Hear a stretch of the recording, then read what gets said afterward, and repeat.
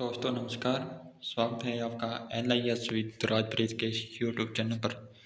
दोस्तों हमने पिछली क्लास के अंदर जो VMOU कोटा की BLIS 0 फर्स्ट बुक है उसका चैप्टर नंबर 5 स्टार्ट किया था, जिसका नाम है राष्ट्रीय पुस्तकालय भारत UK एवं USA के राष्ट्रीय पुस्तकालय के कार्य एवं वर्णन।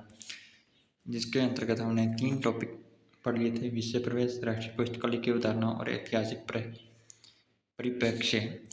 आज हम इस क्लास के अंदर उससे आगे वाले टॉपिकों का अध्ययन करेंगे।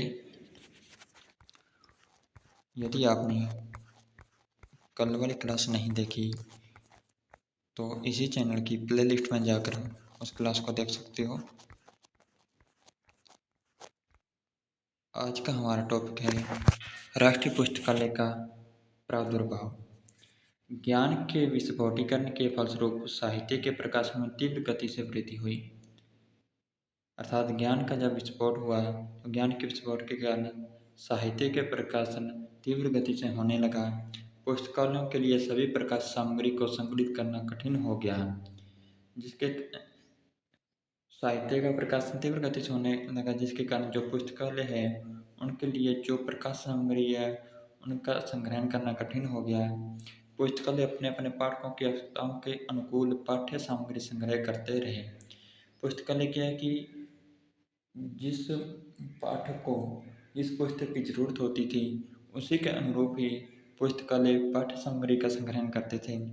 इस स्थिति में प्रत्येक राष्ट्र में एक ऐसे पुस्तकालय की आवश्यकता अनुभव की जाने लगी जिसमें उस राष्ट्र में प्रकाशित या उस देश के बारे में अन्य देशों में प्रकाशित समस्त साहित्य एक स्थान पर उपलब्ध हो सके। तो इसे जब पुस्तकालय में पाठकों के अनुसार ही पाठकों को संग्रहित किया जाने लगा, तब एक ऐसे पुस्तकालय की आवश्यकता अनुभव हुई जिससे कि उस राष्ट्र के अंदर प्रकाशित होने वाली या उस राष्ट्र के बारे में अन्य देशों में प्रकाशित होने वाले साहित्य एक स्थान पर उपलब्ध हो सके। यूरोप के पुनर्जागरण क्रांति के पश्चात ही राष्ट्रीय पुस्तकालय का विकास हुआ। तो राष्ट्रीय पुस्तकालय का विकास यूरोप के पुनर्जागरण क्रांति के पश्चात हुआ। वैज्ञानिक और सांस्कृतिक विकास की गति को ध्यान रखने के लिए उससे संबंधित शास्त्रों का विकास आवश्यक है। अंततः ऐसे ग्रंथों का संकलन और संग्रह के रूप में राष्ट्रीय पुस्तकालयों का विकास हुआ। अर्थात वैज्ञानिक और सांस्कृतिक विकास के जो ग्रंथ हैं या उनसे संबंधित जो शास्त्र हैं उनका विकास है, और ऐसे ग्रंथों के संग्रहण के रूप में राष्ट्रीय पुस्तकालयों का विकास हुआ है। अगर हम राष्ट्रीय पुस्तकालय के उद्भव की तिथि को देखते हैं तो पाते हैं कि इसकी स्थापना सन 1350 में पेरिस में और फ्रांस विश्वविद्यालय में हुई। सर्वप्रथम राष्ट्रीय पुस्तकालय की स्थापना सन 1350 में हुई थी। कहाँ पर? पेरिस में और फ्रांस में। पेरिस और फ्रांस विश्वविद्यालय में 1350 के अंदर राष्ट्रीय पुस्तकालय की उद्भव हुआ, परंतु उन्हें वैधानिक रूप सन 1795 में प्राप्त हुआ। लेकिन उन्हें अपनाया कब गया? 1795 के अंदर स्थापना 1350 के अंदर पेरिस और फ्रांस विश्वविद्यालय में और उसे अपनाया गया 1795 के अंदर। फ्रांस की राष्ट्रीय सभा ने उसी वर्ष राजकीय राष्ट्रीय पुस्तकालय को राष्ट्रीय संपत्ति घोषित कर दिया। अर्थात फ्रांस की जो राष्ट्रीय सभा थी उन्होंने उसी वर्ष कब 1795 के अंदर जो उसका राजकीय राष्ट्रीय पुस्तकालय था उसे राष्ट्रीय संपत्ति घोषित कर दिया और देश में प्रकाशित पुस्तकों की एक एक प्रति उन्हें निःशुल्क प्राप्त करने का अधिकार प्रदान किया। उसके पश्चात 19वीं शताब्दी में यूरोप के प्रमुख देशों में राष्ट्रीय पुस्तकालयों की स्थापना की गई। उसके बाद में यूरोप के अन्य देशों में भी राष्ट्रीय पुस्तकालय की स्थापना की गई। इस समय राष्ट्रीय पुस्तकालयों का मुख्य उद्देश्य देश और विदेश में ज्ञान की विभिन्न शाखाओं में प्रकाशित पुस्तकों का संग्रह करना था। उस समय तक राष्ट्रीय पुस्तकालय का सिर्फ एक ही उद्देश्य था कि देश और विदेश में जितने भी पुस्तकों का प्रकाशन होता है उनका संग्रह किया जाए, लेकिन उसको सार्वजनिक रूप प्रदान करने में काफ़ी समय लग गया। उस समय अधिकतर राष्ट्रीय पुस्तकालय विश्वविद्यालयों में स्थापित थे। उस समय अधिकतर जो राष्ट्रीय पुस्तकालय थे वे विश्वविद्यालय के रूप में स्थापित थे, जिसका उपयोग छात्र और शिक्षक ही करते थे। लेकिन 19वीं शताब्दी के निम्नलिखित बिंदुओं ने राष्ट्रीय पुस्तकालय के स्वरूप में आमूल परिवर्तन कर दिया। देश विदेश में जन जागृति और बौद्धिक जागरण में निरंतर वृद्धि हुई। विभिन्न विषयों के शोध में वृद्धि तथा शोधकर्ताओं को नवीनतम सूचनाओं की आवश्यकता में वृद्धि हुई। अनेक नए विषयों का विकास हुआ। प्रलेखों की संख्या में वृद्धि हुई। प्रलेखों के संकलन, प्रबंधन और विकेंद्रीकरण में जटिलता आई, जिसके कारण राष्ट्रीय पुस्तकालयों का विकास और जिसके कारण राष्ट्रीय पुस्तकालय के स्वरूप में राष्ट्रीय पुस्तकालयों के स्वरूप में बदलाव आया। इसके कारण एक तो देश विदेश में जन जागृति तथा बौद्धिक जागरण में वृद्धि के कारण विभिन्न विषयों में शोध में वृद्धि और शोधकर्ताओं के नवीनतम सूचनाओं की आवश्यकता में वृद्धि के कारण और अनेक प्रकार के नए विषयों का विकास हुआ और प्रलेखों की संख्या में भी वृद्धि हुई। प्रलेखों के प्रबंधन और विकेंद्रीकरण में भी जटिलता आई, जिसके कारण पुस्तकालयों के स्वरूप में परिवर्तन किया गया। जैसे जैसे शोध कार्य में वृद्धि होती गई, शोधकर्ताओं की सूचना संबंधी मार्गों में भी विशिष्टता आने लगी। अर्थात जैसे जैसे शोध कार्य में जैसे जैसे नए प्रलेखों पर नए नए टॉपिकों पर शोध होता गया, उसी प्रकार शोधकर्ताओं की जो सूचना संबंधी मार्ग थे उनमें भी विशिष्टता आने लगी। उनकी मांगों की पूर्ति करने वाले पुस्तकालयों को भी राज्य द्वारा विशेष दर्जा मिलने लगा।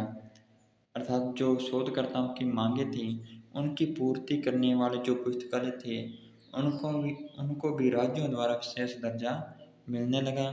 राष्ट्रीय पुस्तकालय में निम्न दो भेदों का उद्भव और विकास हुआ। राष्ट्रीय पुस्तकालय के दो उद्भव और विकास कौन कौन से हैं? पहला तो है सामान्य राष्ट्रीय पुस्तकालय और दूसरा है विशिष्ट राष्ट्रीय पुस्तकालय। तो राष्ट्रीय पुस्तकालय के दो भेद, सामान्य और विशिष्ट। लाइब्रेरी ऑफ कांग्रेस और नेशनल लाइब्रेरी ऑफ मेडिसिन तथा नेशनल लाइब्रेरी ऑफ एग्रीकल्चर का उद्भव और विकास सामान्य राष्ट्रीय पुस्तकालय और विशिष्ट राष्ट्रीय पुस्तकालयों के रूप में हुआ। अर्थात सामान्य राष्ट्रीय पुस्तकालय जिसमें हर प्रकार की सामग्री का संग्रह होता है और विशिष्ट राष्ट्रीय पुस्तकालय जिसमें सिर्फ एक विशिष्ट सब्जेक्ट से संबंधित ही जो प्रलेख है, सब्जेक्ट विषय हैं या पुस्तकें हैं, उनका संग्रह किया जाता है। तो लाइब्रेरी ऑफ कांग्रेस ये कहाँ का राष्ट्रीय पुस्तकालय? ये यूएसए का है। यूएसए का राष्ट्रीय पुस्तकालय जिसका नाम है लाइब्रेरी ऑफ कांग्रेस। और नेशनल लाइब्रेरी ऑफ मेडिसिन तथा नेशनल लाइब्रेरी ऑफ एग्रीकल्चर का उद्भव और विकास राष्ट्रीय पुस्तकालय और विशिष्ट राष्ट्रीय पुस्तकालयों के रूप में हुआ। लाइब्रेरी ऑफ कांग्रेस सामान्य प्रकार का राष्ट्रीय पुस्तकालय और मेडिसिन अर्थात यह विशिष्ट राष्ट्रीय पुस्तकालय क्यों? क्योंकि इसके अंदर सिर्फ मेडिकल से संबंधित ही सब्जेक्टों का संग्रह रखा जाता है। और लाइब्रेरी ऑफ एग्रीकल्चर यह भी एक विशिष्ट राष्ट्रीय पुस्तकालय है। नेक्स्ट है राष्ट्रीय पुस्तकालय की परिभाषा। ALA ग्लोसरी ने राष्ट्रीय पुस्तकालय को परिभाषित करते हुए कहा है कि राष्ट्र द्वारा अनुरक्षित एक पुस्तकालय। AL ग्लोसरी की परिभाषा है कि राष्ट्र द्वारा जो अनुरक्षित एक पुस्तकालय राष्ट्रीय पुस्तकालय है। AL ग्लोसरी में राष्ट्रीय पुस्तकालय को परिभाषित करते हुए कहा गया है कि राष्ट्र द्वारा अनुरक्षित एक पुस्तकालय राष्ट्रीय पुस्तकालय है।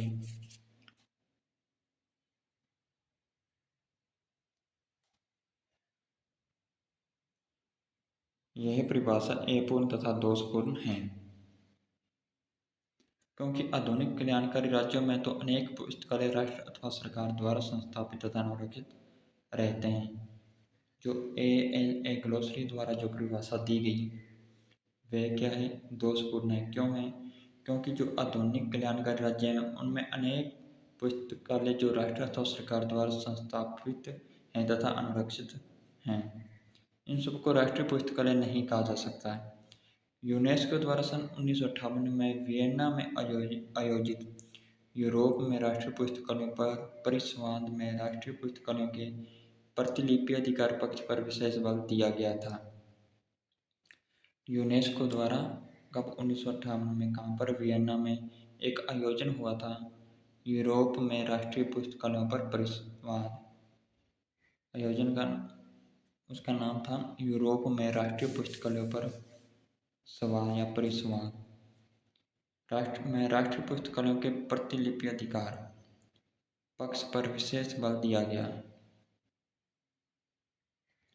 प्रतिलिपि अधिकार पक्ष पर विशेष बल दिया गया कहाँ पर वियना में कब 1958 में यूनेस्को द्वारा एक आयोजन किया गया जिसका नाम था यूरोप में राष्ट्रीय पुस्तकालयों पर परिसंवाद, जिसमें प्रतिलिपि अधिकार पक्ष पर विशेष बल दिया गया। प्रतिलिपि अधिकार अर्थात कॉपीराइट पर।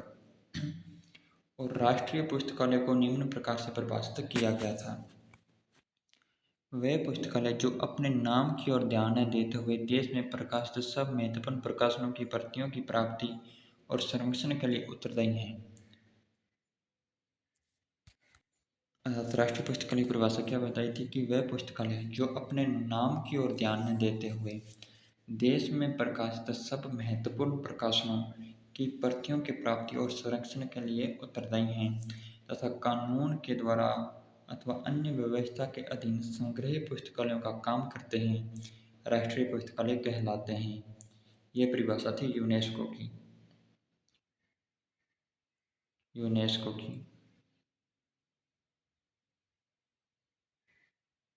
यूनेस्को ने कहा था कि वे पुस्तकालय जो अपने नाम की ओर ध्यान न देते हुए देश में प्रकाशित सब महत्वपूर्ण प्रकाशनों की प्रतियों की प्राप्ति, अर्थात ऐसे पुस्तकालय जो अपने नाम की तरफ ना ध्यान देते हुए जो भी उस देश में प्रकाशित पुस्तकें हैं उन सभी पुस्तकों की प्रतियों की प्राप्ति कर्तव्य और संरक्षण के लिए उत्तरदायी होता है तथा कानून के द्वारा अथवा अन्य व्यवस्था के अधीन संग्रह पुस्तकालय का काम करते हैं। ऐसे पुस्तकालय राष्ट्रीय पुस्तकालय कहलाते हैं। Harrods library glossary and reference के छठे संस्करण 1987 में राष्ट्रीय पुस्तकालय को निम्न प्रकार परिभाषित किया गया है। Harrod library glossary and reference का छठा संस्करण कब 1987। उसमें राष्ट्रीय पुस्तकालय की परिभाषा बताई गई है कि एक पुस्तकालय जो सरकार द्वारा पोषित हो, पूरे राष्ट्र की सेवा करे, जिस पुस्तकालय में पुस्तक केवल संदर्भ के लिए हो, पुस्तकालय जो सामान्यतः प्रतिलिपि अधिकार हो। अर्थात Harrod library glossary and reference का जो छठा संस्करण था 1983, उसमें राष्ट्रीय पुस्तकालय की परिभाषा बताई गई थी कि राष्ट्रीय पुस्तकालय वह है जो सरकार द्वारा वित्त पोषित हो और जो पूरे राष्ट्र की सेवा करे, जिस पुस्तकालय में पुस्तक केवल संदर्भ के लिए हो और पुस्तकालय जो सामान्य प्रतिलिपि अधिकार हो, ये सब पुस्तकालय राष्ट्रीय पुस्तकालय हैं। इस प्रकार पुस्तकालय के कार्य देश में प्रकाशित पुस्तक, पत्रिकाएं, न्यूज़पेपर और अन्य प्रकार के प्रलेखों को संग्रह करना और भावी पीढ़ी के लिए सुरक्षित रखना होता है।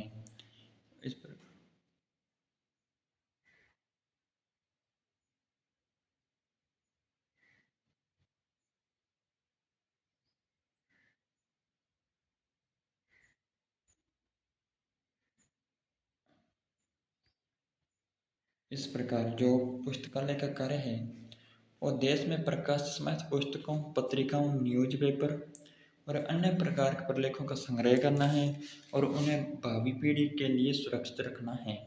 विदेश में प्रकाशित पुस्तक को खरीदे, ये भी राष्ट्रीय पुस्तकालय का काम है।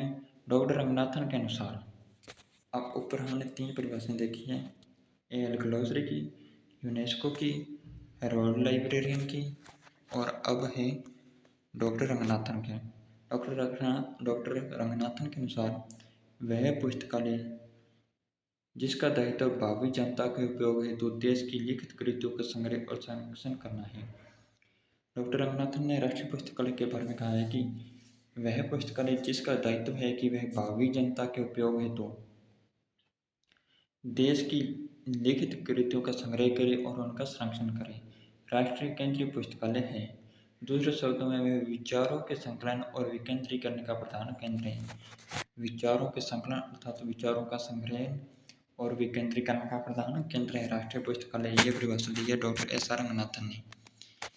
नेक्स्ट है जी चैंडलियर ने। जी चैंडलियर ने कहा है कि जहाँ जन पुस्तकालय समस्त स्थानीय समुदाय की सेवा करते हैं, अर्थात यहाँ पर जो पब्लिक लाइब्रेरी है वो समस्त वहाँ के जो लोकल समुदाय है वहाँ की सेवा करता है।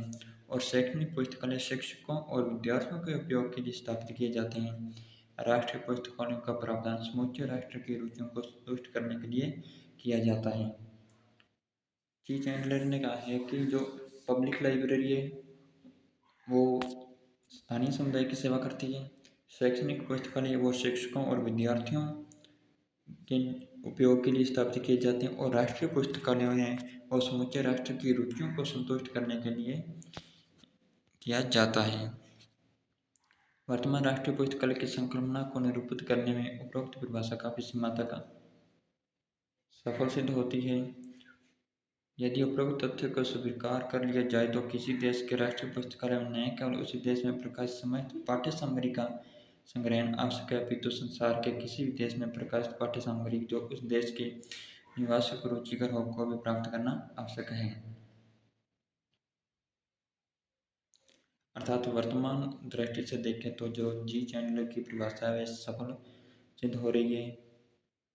और यदि उपरोक्त तथ्य को स्वीकार कर लिया जाए तो किसी भी देश के जो राष्ट्रीय पुस्तकालय है उनमें न केवल देश में जो प्रकाशित समस्त पाठ्य सामग्री है उनका संग्रहण होगा, अपितु जो संसार के किसी भी देश में प्रकाशित पाठ्य सामग्री है उस देश के निवासियों के लिए रुचिकर हो उनको भी प्राप्त करना आवश्यक है। तो ये कुछ परिभाषाएं थी जिसमें एल ग्लोसरी, यूनेस्को, फिर हेरोल्ड लाइब्रेरी, फिर डॉक्टर एस.आर. रंगनाथन और जे चैंडलियर। नेक्स्ट है राष्ट्रीय पुस्तकालय की मुख्य विशेषताएं, यह हम पढ़ेंगे। राष्ट्रीय पुस्तकालय की मुख्य विशेषताएं ये हम पढ़ेंगे कल वाली वीडियो में।